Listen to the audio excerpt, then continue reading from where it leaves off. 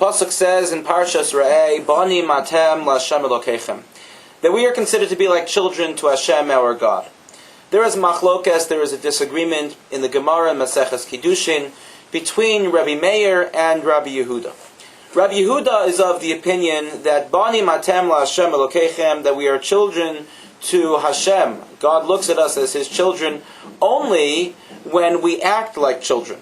When we respect our Father, when we show admiration to our Father, when we do what our Father tells us and keep all that He desires of us, then we are considered to be like Banim. We are considered to be like His children. But when we don't act as He wants us to act, when we don't get along with our siblings, when we take the advice that He gives us and we decide to do whatever we want to do, says Rabbi Yehuda, then we are not considered to be Banim, we are not considered to be children of Hashem. Rabbi Meir, however, disagrees with Rabbi Yehuda.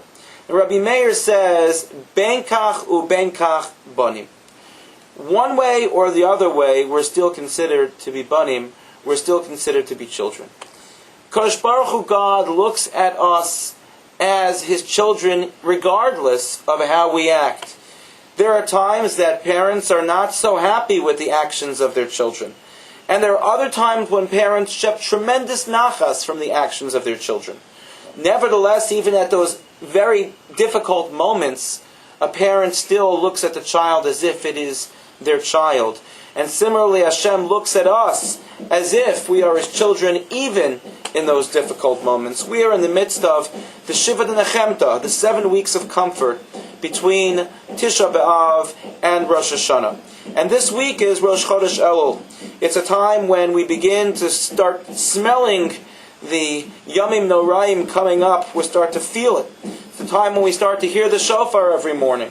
It's a time when we're reminded that the moment of judgment is soon upon us, where we need to start thinking about all that we've done this past year. We need to start thinking in the context of children.